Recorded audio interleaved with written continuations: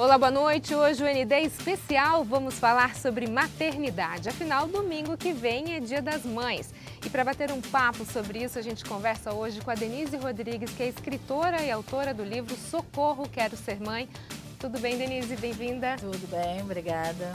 Também converso com o ginecologista especialista em reprodução humana, Dr. Carlos Alberto Marcondes. Boa noite, doutor. Seja bem-vindo. Boa noite, Roberto. É um prazer estar no teu programa. Falar sobre a maternidade, a gente está chegando agora, próximo domingo, Dia das Mães, e a Denise é autora de um livro, é isso, Denise? Isso, eu escrevi esse livro há 20 anos, quando eu tive a minha filha, porque foi muito complicado conseguir engravidar. Passaram-se anos eu tentando, indo a várias clínicas, fazendo, enfim, todas as dicas que a gente ouve de amigos, de família, para tentar engravidar. E o que resolveu a minha ficar grávida realmente foi usar a ciência e a clínica de reprodução humana para poder engravidar. A minha filha é uma bebê de proveta. São duas edições, né, Denise? A gente tem aquela primeira edição e depois foi tanto sucesso que se fez a segunda edição. Essa segunda edição eu estou lançando agora, 20 anos depois, e com algumas atualizações de informação. E o último capítulo é a minha filha que escreve, ela como uma bebê que foi muito querida e que o fato de ter nascido gerou um livro. Então ela escreve sobre isso. Ficou bem bacana. Em que etapa da sua vida você começou a sonhar em ser mãe? Eu nunca quis ser mãe, nem casar. Isso não estava nos meus planos, até eu fazer 30 anos. E eu acordei, eu tinha dado de mamar para uma bebê, estava segurando, assim, acordei com aquela sensação, ai, quero ser mãe, vou ter que arrumar um marido. Foi assim, nessa ordem. Aí eu morava fora, em Barcelona, voltei para cá, conheci o Milton, pai da minha filha, casamos e agora vamos ter um filho. Nada. Cadê o filho? Cadê o filho? Então, Quanto tempo você ficou tentando até suspeitar que poderia ter algum tipo de problema? Como eu já estava com 34, 35 anos, eu não dei muito tempo, não. Eu dei uns 6 meses e achando que a coisa poderia acontecer naturalmente e tal. Quando eu percebi que não ia acontecer naturalmente, eu comecei a pedir ajuda para o meu ginecologista, que não era especialista em fertilidade e tal. E a gente fez alguns testes, alguma coisa, mas ele falou, olha, eu acho que você tem que buscar um especialista. E aí você começa a tentar, aí vai fazer um exame aqui, um exame lá. E na época, há 20 anos, eu acho que hoje está bem mais focada, né? A gente tem muitas clínicas com muitos objetivos, com protocolos muito já definidos, e na época não era bem assim. Então eu ficava meio que pingando de médico para saber o que eu tinha. E foi muito difícil, porque não é que você tem uma coisa, você tem várias coisas, cada médico fala uma coisa, e você fica meio... Agora, a gente está aqui com o Dr. Carlos, que é especialista em reprodução humana, faz parte da equipe que também trouxe o primeiro bebê de proveta para a Baixada Santista. Quando que um casal deve começar a ter aquele pisca-alerta de que precisa procurar uma ajuda médica? Em geral, Roberta, em 6 meses. Um casal abaixo de 30 anos, então um casal muito jovem na nossa sociedade hoje em dia, pode esperar até 1 ano. Então, um casal abaixo de 30 anos esperar até 12 meses. Se não engravidar, procura um especialista. E mulheres acima de 35 anos, não mais que 6 meses. Por que esses 6 meses? Se a gente aguardar 6 meses para uma mulher engravidar ou para um casal engravidar, 75% deles vão ter engravidado. Se eu esperar mais 6 meses, 15% a mais, então chegou aos 90% dos casais. E esses 10%, não adianta eu esperar mais 2, 3, 4, 5 anos. Eu tenho que fazer uma investigação para ver qual é a causa de infertilidade daquele casal e já indicar algum tratamento. Eu não consigo sair desse 90% e ir para 100%. Esses 10% que ficam faltando de engravidar são os casais tidos com diagnóstico de infertilidade, ou seja, dificuldade para engravidar. E geralmente, doutora, a gente tem como dizer se o índice é maior, causas femininas ou masculinas? Isso é interessante. Então, talvez quando a Denise fez o tratamento dela, há 20 anos atrás, 21 anos atrás, as causas eram tidas como a maioria femininas. Então, o homem se recusava a fazer exames, ele não ia à clínica junto, então era só a mulher que participava do tratamento. Hoje já se descobriu que é diferente. 1/3 das causas são causas femininas, Então, isoladamente, só a mulher tem algum problema, ou na ovulação, ou no útero, ou nas trompas.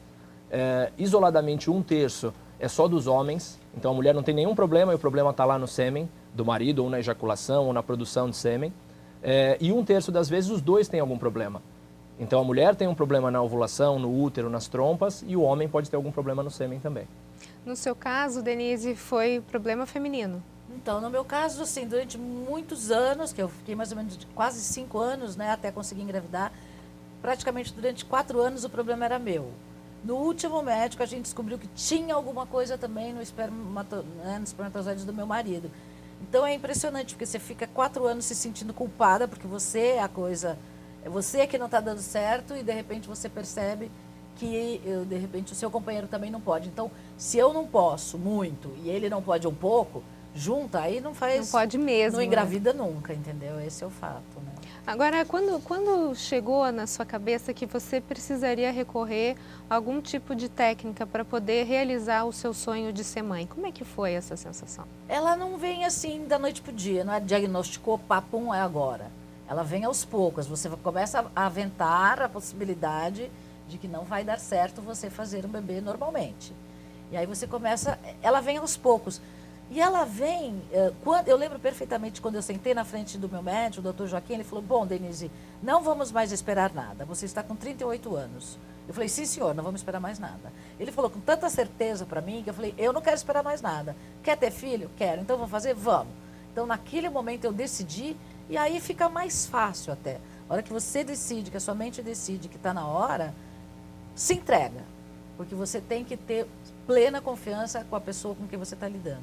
Como Aí é que fica mais é dar fácil. essa notícia, doutor, para um paciente que está tentando, está naquela expectativa de que vai conseguir da forma natural, se é que é assim que a gente pode chamar, né? E aí precisa de uma ajuda da medicina. É difícil. Então, o médico que trabalha com reprodução assistida tem que ter muito tato em dar esse tipo de notícia. O que você estava falando antes, que antes o peso caía todo nas costas da mulher, isso ainda acontece. Então, é um apelo até que eu faço para os ginecologistas, que não falem para a mulher desencanar ou para ela relaxar que ela já vai engravidar ali na frente. Principalmente essa mulher que eu falei que já demorou 6 meses, já está 1 ano tentando. Eu ouvi muito isso. Ah, desencana, você vai engravidar.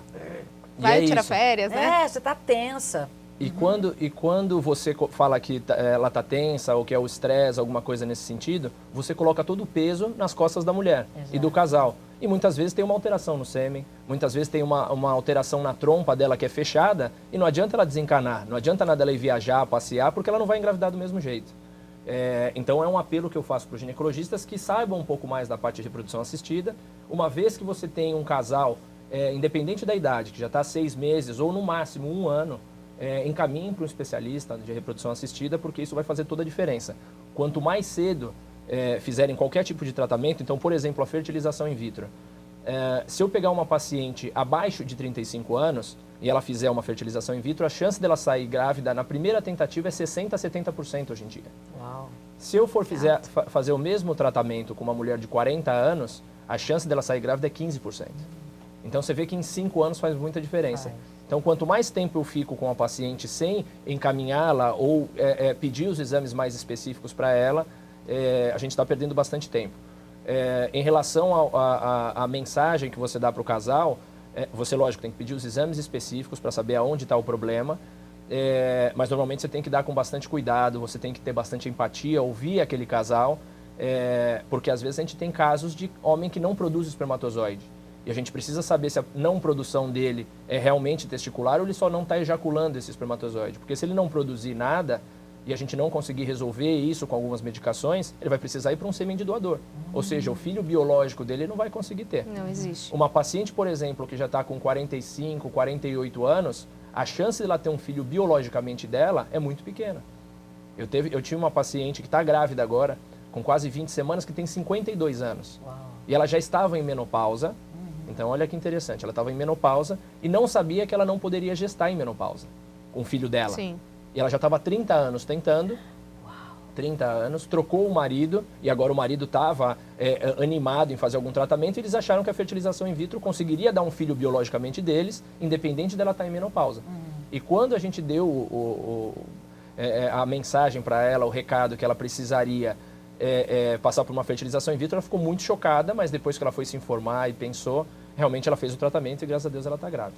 Ok, no próximo bloco a gente continua a falar sobre maternidade. Nós voltamos em instantes. Até já. O ND está de volta e o nosso assunto de hoje é maternidade. Eu converso com a Denise Rodrigues, escritora e mãe, e com o Dr. Carlos Alberto Marcondes, ginecologista. Bom, doutor, no bloco anterior, o senhor falou sobre uma paciente que engravidou depois dos 50 anos, né? Existe alguma legislação que determine uma idade limite para se fazer uma fertilização? Tem sim, não é uma legislação, é uma regulamentação do Conselho Federal de Medicina, que até 2013 eles colocavam como limite os 50 anos de idade. Então a mulher só poderia passar por um tratamento de reprodução assistida se ela tivesse até 50 anos. Em 2015 isso foi revisto e isso ficou livre para o médico junto com a paciente, então um acordo consensual para que eles fizessem algum tratamento. É lógico que a paciente, a gente precisa deixar claro que a paciente tem que estar em bom estado de saúde, não pode ter nenhuma doença, hipertensão, diabetes, obesidade descontrolada. E daí sim você consegue fazer um tratamento com bons resultados, como foi o caso dessa paciente. Então hoje não tem esse limite de idade, apesar da gente ter falado da questão que os óvulos fazem aniversário e tem uma idade que é boa para se engravidar, né? No caso dessa paciente, como é que foi feito? Os óvulos fazem aniversário, isso é verdade, e depois dos 30 a 35 anos começa a ter uma queda muito grande da qualidade dos óvulos, uma chance aumentada de malformação, de aborto, etc. No caso dessa paciente, ela recorreu à óvulo doação. Então, o mundo inteiro só aceita óvulos doados de paciente abaixo de 35 anos, de preferência abaixo de 30. E daí essa paciente, mesmo tendo um útero de 50 a 52 anos, a qualidade do óvulo que vai dar a chance de gestação dela. Então, se eu for pensar numa paciente menopausada, a chance dela é nula. Ela está com quantos meses agora? Ela está agora com 5 meses, indo para 5 meses. Uhum. E a chance, se ela for usar o óvulo dela, por exemplo, uma paciente menopausada, é 0. Se ela for utilizar de uma paciente mais jovem, lá de 30 anos, a chance dela é mais ou menos 70% de gravidez. Poxa. Então, o útero em si não envelhece. Sim. Na verdade, o que envelhece são os óvulos, que é o que vai dar a qualidade do embrião. Agora a Denise lutou pelo sonho. Foi. Né? Lutou muito tempo. Até que ponto você chegaria, Denise, para conquistar o seu sonho? A minha filha, eu fiz 2 ciclos de fertilização in vitro. A primeira não deu certo. 14 dias depois, eu menstruei. Porque assim, a fertilização, você coloca o embrião, o embrião já, né, um embrião de volta. Você tira o óvulo, tira o esperma, junto no laboratório, fica 3 dias ali, depois coloca dentro da mulher. Então, depois de 14 dias eu menstruei. Aí, meu mundo caiu. Falei, achava que eu ia ser... Todas nós achamos que iam ser premiadas no primeiro. E foi quando eu decidi fazer o livro. Aí, no segundo ciclo, entre a colocação do embrião e o resultado, eu fiz todas as entrevistas do livro, em Brasília. E aí deu certo. Nesse momento... do momento em que se coloca o embrião até o dia que você menstruou, você se sentiu mãe? Aí eu acho que a gente viaja, a gente sempre se sente mãe. É claro que a gente fica olhando assim para o espelho, fica querendo imaginar que dentro da gente já tem um serzinho que vai dar certo. Isso não tem como não achar que tá. Aí a gente fica olhando a barriga para ver... Tudo assim, coisa de você estar tanto tempo querendo uma coisa... que quando você está muito perto de conseguir, fica tudo muito latente para a gente, né? Muito forte. O psicológico é um fator muito importante, né, doutor? Existe algum tipo de grupo de apoio ou os médicos especialistas em reprodução dão algum tipo de apoio psicológico para esse casal? A gente fala muito da mulher, mas na verdade é o casal, né? O homem também, de certa forma, acaba sofrendo o momento, né? Vivenciando o momento. Sim, hoje o casal participa bastante. Então, a gente estava conversando que há 20 anos atrás o homem ia lá, colhia o sêmen e ia embora. Hoje o homem já está participando das consultas, quando vai fazer a investigação, tende a resistir um pouco menos, mas é fundamental. Se você sente que aquele casal está com uma expectativa muito grande em relação a um tratamento que tem às vezes 50% ou menos de chance de gravidez, talvez uma análise psicológica ou um acompanhamento psicológico faça bem para o casal. É lógico, o estresse existe em quase qualquer tratamento. Então, não tem como a mulher ter esperado por 1, 2, 3 anos ou mais e ela não ter expectativa naquele tratamento. Ela está gastando também, além da parte emocional, tem a parte financeira, então a maioria das vezes vai ter bastante estresse envolvido. Mas eu acho que assim, a paciente ter esperança, confiar no médico que ela está, isso tudo ajuda muito a gravidez e a própria experiência do tratamento. Eu mesma fui fazer terapia por conta. Eu precisava, porque chega uma hora que você não quer mais ir em festinha de amigo, que todos engravidam menos você.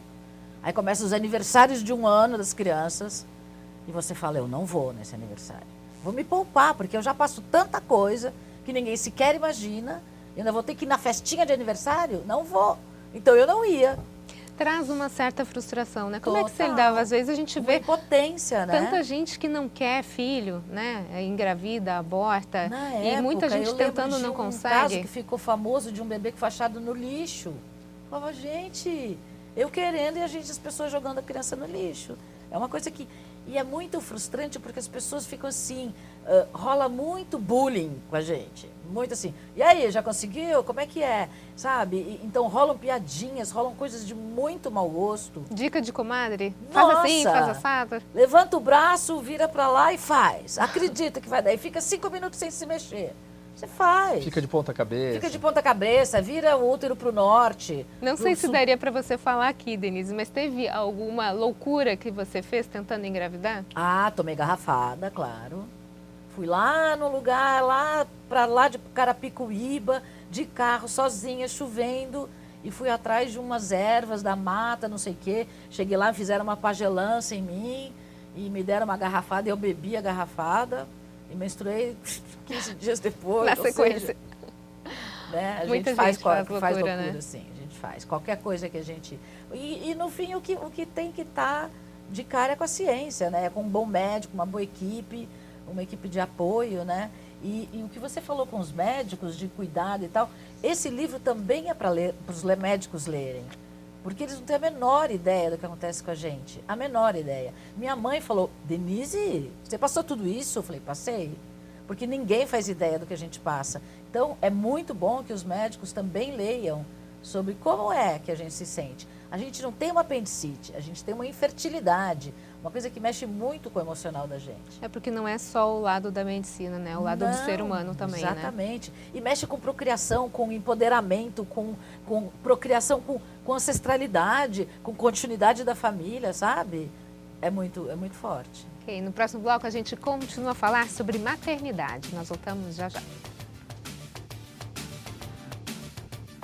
O ND está de volta, o nosso assunto de hoje é maternidade. Eu converso com a Denise Rodrigues, que é escritora e mãe, e com o Dr. Carlos Alberto Marcondes, que é ginecologista. A gente está falando sobre as técnicas de reprodução, o sonho que as pessoas têm de se tornarem mães. Doutor, hoje uma pessoa que chegou nos 30 anos, está tentando lá o sonho da maternidade. O que a gente pode indicar para esse casal?